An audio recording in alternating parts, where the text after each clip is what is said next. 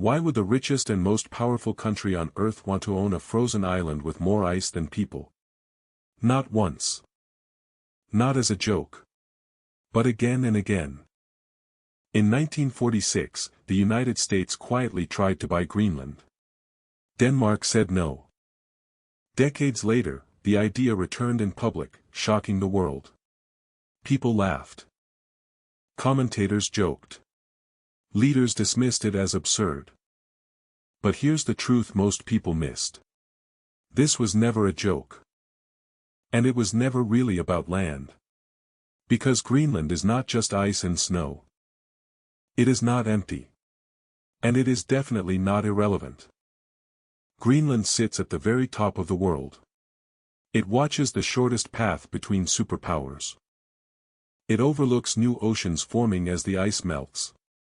And beneath its surface lie resources modern empires quietly compete for. For over 80 years, the United States has tried different ways to secure Greenland. Some were secret. Some were diplomatic. Some were aggressive.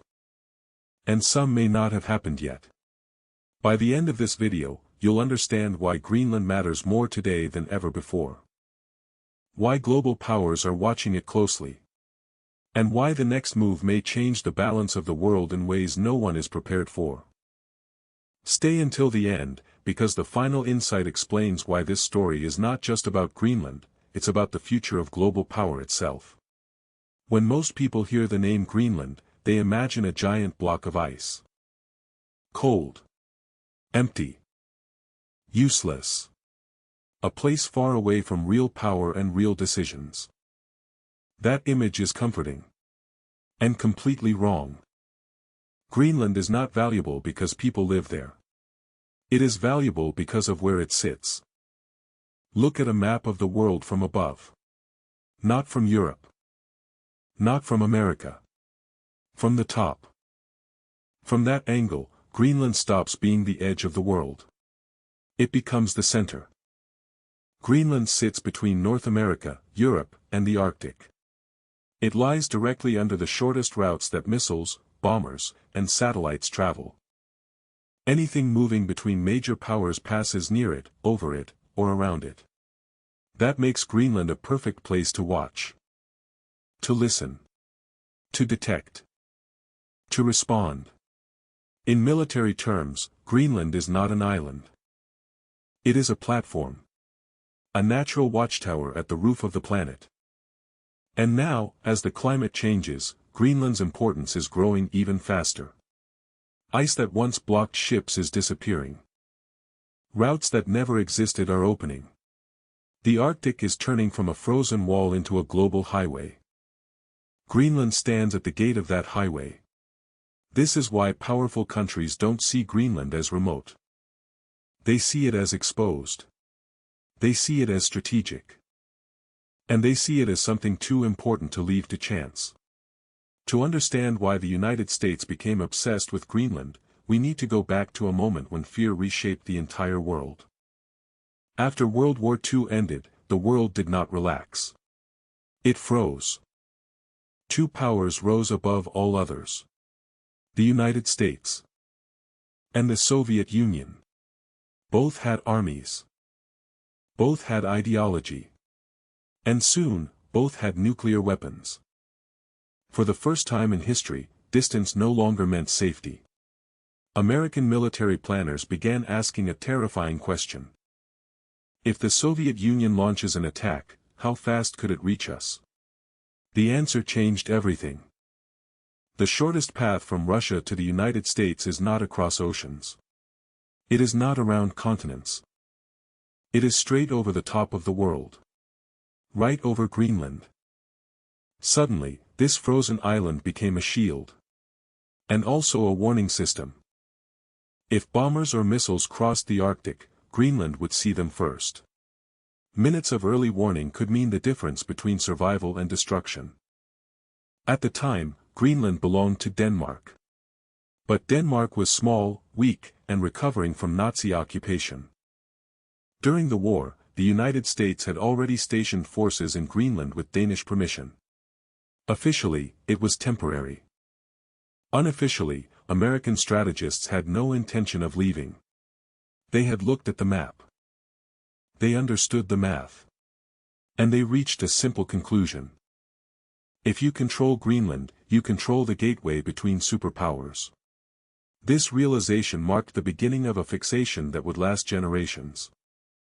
Because once a place becomes essential to national survival, letting it go is no longer an option. In 1946, the United States made a move that almost no one knew about at the time. It didn't involve soldiers. It didn't involve threats. It involved money. A lot of it. American officials approached Denmark with a simple proposal. The United States would buy Greenland outright. The offer was $100 million in gold. In today's terms, that would be well over $1 billion. For Denmark, still recovering from war, this was an enormous sum. It could rebuild cities. It could stabilize the economy. It could change the country's future. But Denmark refused. The decision wasn't about economics. It was about identity. Greenland had been part of the Danish kingdom for more than 200 years. Selling it felt like selling history. Like selling heritage. Like admitting weakness. To Danish leaders, the offer felt insulting. As if a powerful country believed everything had a price. But what mattered more was what happened next. The refusal did not end America's interest. It didn't slow it down. It didn't change the strategy. Instead, it forced a new one. If the United States could not own Greenland on paper, it would find a way to control it in practice. And that decision led to one of the most secret and dangerous projects of the Cold War. By the late 1950s, the Cold War was accelerating. Nuclear weapons were multiplying. Fear was driving decisions faster than caution. If the United States couldn't own Greenland, it would use it. Quietly. In northwestern Greenland, American engineers began building what was officially described as a research station. Its name was Camp Century. On paper, it was harmless. A scientific outpost. A place to study ice and climate in extreme conditions. Denmark approved it. But beneath the surface, literally, something else was happening. Camp Century was a test run for a secret plan called Project Iceworm. The idea was simple and terrifying. The United States wanted to hide hundreds of nuclear missiles under the Greenland ice sheet. Not in silos. But in tunnels. Miles and miles of tunnels carved directly into the ice. Missiles would be moved constantly along underground railways. Never staying in one place long enough to be tracked by Soviet satellites. If war came, America could launch nuclear weapons from directly beneath the Arctic. Close to Russia. Fast. Unpredictable. Camp Century became a small underground city. There were sleeping quarters. A hospital. A chapel. Even a barber shop. To power it all, the U.S. installed a portable nuclear reactor under the ice. For a brief moment, it worked. Then reality intervened. The Greenland ice was not stable. It shifted. It compressed. It moved far more than engineers expected. Tunnels twisted. Walls buckled. Ceilings collapsed. By the early 1960s, the project was failing. The nuclear reactor was removed. The tunnels became unsafe. By 1967, Camp Century was abandoned. Project Iceworm was cancelled. But the story didn't end there. The base was simply left behind. Buried under the ice. Along with radioactive waste and toxic chemicals. Denmark did not learn the truth until decades later. When they did, there was outrage. But by then, the damage was done. And more importantly, America had already secured something far more valuable than missiles under ice. It had secured a permanent military presence in Greenland. Even after Project Iceworm collapsed, the United States never packed up and went home. Because it didn't need hidden missiles to justify staying. In 1951, the U.S. had already built something far more durable. Thule Air Base. Its location was no accident. Thule sits deep in northwestern Greenland, less than 1,000 miles from the North Pole. Directly beneath the polar routes used by Soviet missiles and bombers. Anything launched toward North America from Russia would pass nearby. That made Thule priceless. During the Cold War, it became a core part of America's early warning system. Radar at Thule could detect incoming attacks within minutes. Those minutes could save millions of lives. The base grew quietly. Long runways. Massive radar systems. Constant upgrades. When the Cold War ended, Thule didn't fade into history. It evolved. Today, it is part of the United States Missile Detection and Space Surveillance Network. It tracks objects in orbit. It monitors potential launches from Russia and China. It feeds data directly into America's global defense systems. On paper, Thule is on Danish soil. In reality, it is American. American troops. American equipment. American command. Denmark has almost no control over what happens there. For decades, this arrangement worked because Denmark agreed to it. But there was always one uncomfortable question beneath the surface. What happens if Denmark ever says no? As long as Greenland was frozen, distant, and hard to access, that question could be ignored. But that changed when the ice began to disappear. For thousands of years, the Arctic was locked shut. A frozen barrier at the top of the planet. Too cold to cross. Too dangerous to use. That is no longer true. The ice is melting faster in the Arctic than anywhere else on Earth. Sea ice that once stayed year-round is now disappearing for months at a time. What used to be solid white is turning into open water. And that changes everything. New shipping routes are beginning to appear. Routes that cut directly across the top of the world. Journeys that once took weeks can now take days. Ships traveling between Asia, Europe, and North America no longer need to pass through narrow choke points like the Suez Canal. They can go straight over the Arctic instead. Whoever controls these routes controls global trade flows. They decide who moves freely and who waits. Who saves time and money, and who doesn't. Greenland sits right at the center of this transformation. It overlooks the Arctic Ocean. It borders the Atlantic Gateway. It is perfectly positioned to monitor, support, or block movement through these new passages.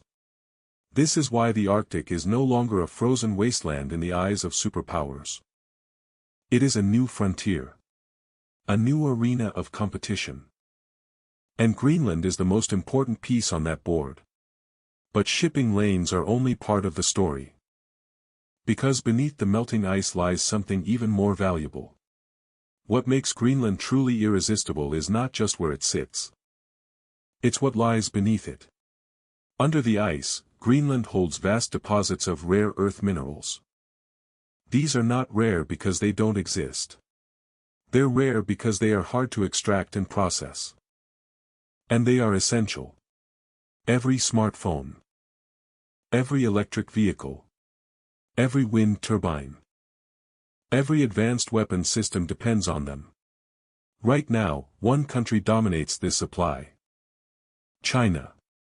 China controls most of the world's rare earth mining and nearly all of the processing. That gives Beijing enormous leverage. During political disputes, it has already threatened to cut exports. For the United States, this is a strategic nightmare. Greenland offers an escape. In southern Greenland lies one of the largest rare earth deposits outside China. There is also uranium.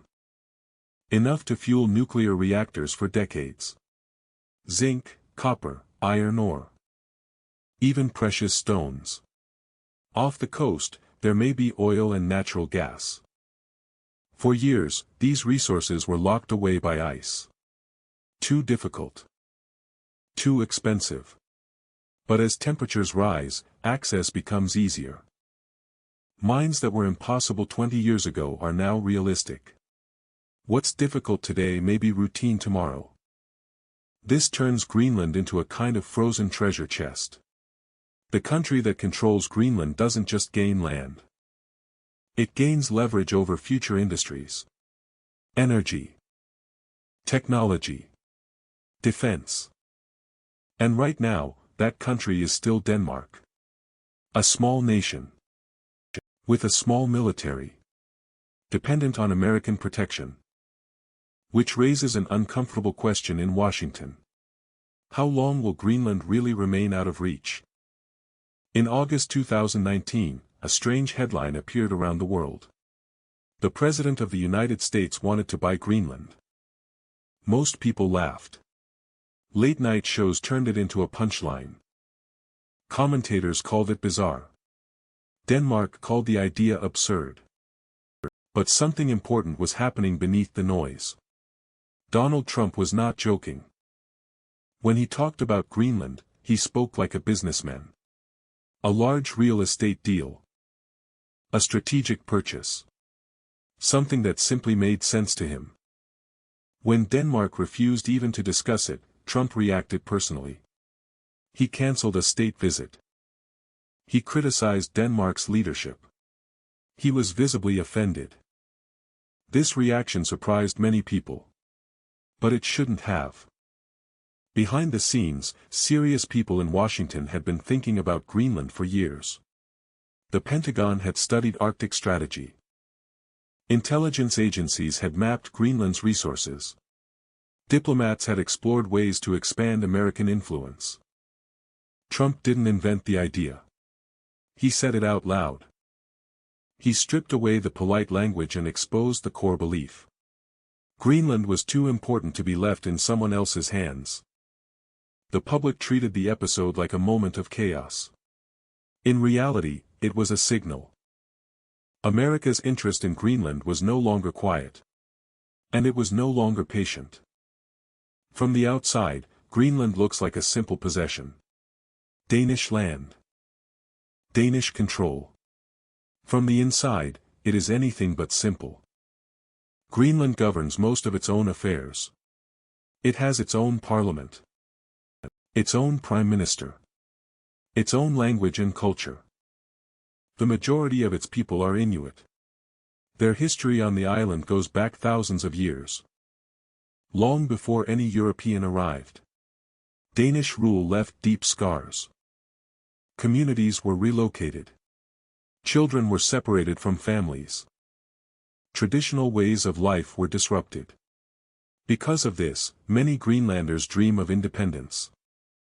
Not as a rebellion. But as a natural next step. There is only one problem. Money. Denmark sends Greenland an annual subsidy worth hundreds of millions of dollars. That money makes up about half of Greenland's government budget. Without it, the country could not function as it does today. Independence sounds powerful. But independence without income is fragile. Mining could eventually replace Danish support. But building mines requires massive investment. Ports. Roads. Power. Technology. Greenland cannot fund this alone. And that is where the United States enters the picture. After the Greenland purchase idea collapsed in public, the strategy did not disappear. It changed. Instead of buying Greenland from Denmark, the United States began focusing directly on Greenland itself. In 2020, the U.S. reopened a consulate in Greenland's capital. It was the first American diplomatic presence there in decades. Soon after, American funding started flowing in. Money for airports. Money for ports. Money for research stations. All framed as cooperation. All framed as partnership. American companies invested in mining projects. American diplomats built relationships with local leaders. American military officials emphasized shared security interests. The message was subtle, but clear. You don't need Denmark forever. You have another option. The strategy is simple. Make Greenland economically dependent on American investment. Make it strategically dependent on American protection. Make independence possible only with American support. If Greenland eventually chooses independence, it will not be neutral. It will naturally align with the power that funded its future. No invasion required. No purchase necessary. Greenland would become American in everything but name. And that raises a question far bigger than Greenland itself. What does this mean for the alliances that hold the world together? Greenland is not just a regional issue. It is a stress test. Denmark is a NATO ally. One of the founding members. An attack on Denmark, on paper, is an attack on all of NATO. But what happens when the pressure comes from inside the alliance? When the most powerful member begins questioning another member's sovereignty, the rules start to break down. If the United States can pressure Denmark over Greenland because it is strategically valuable, the message is clear. Power matters more than principles. Other countries are watching closely. China already claims Taiwan as vital to its security. Russia claims Ukraine belongs in its sphere. Every justification sounds familiar. If the world's leading power ignores sovereignty when it becomes inconvenient, the entire idea of a rules-based order collapses. European leaders understand this risk. Publicly, they remain calm. Privately, there is fear. Because Europe's security depends on American goodwill. And goodwill, once questioned, cannot be guaranteed. Greenland becomes a symbol. Not just of Arctic power. But of whether alliances still mean what they claim to mean. And that leads to the final question. What happens next? For 80 years, the United States has wanted Greenland. It tried to buy it. It built secret nuclear projects beneath it. It maintained permanent military bases on it. And when those methods failed, it changed tactics. Each time it was told no, it didn't walk away. It waited. It adapted. What makes this moment different is timing. The ice is melting. The Arctic is opening. China is rising. Russia is expanding its military presence in the north. Greenland is no longer a future concern. It is a present one. The real question is not whether Greenland matters. That is already settled. The question is how control will happen. Will Greenland choose independence backed by American money? Will Denmark slowly lose influence as economics take over? Will a crisis suddenly justify a permanent shift in power? History offers uncomfortable clues. When America has wanted territory in the past, it found a way. Legal explanations came later. Moral arguments followed after that. Greenland now stands at the intersection of climate change, global competition, and old imperial instincts. A frozen island that was once ignored is becoming one of the most important places on Earth. And as the world warms, one truth becomes harder to ignore. Greenland was too cold to fight over for decades. That era is ending. The only thing still unknown is the cost. So when you hear leaders argue about ice, minerals, or security, remember this story. Greenland is not an accident of geography. It is a test of how power works in the modern world. Who decides the future of small nations? Who writes the rules when resources become scarce? And what happens when alliances collide with ambition? If this video helped you see Greenland differently, stay with this channel. Because the next stories will show how climate, power, and money are quietly reshaping the map of the world, one decision at a time. Subscribe if you want clear explanations without noise. And if you're still thinking about that first question, good. That means the story did its job.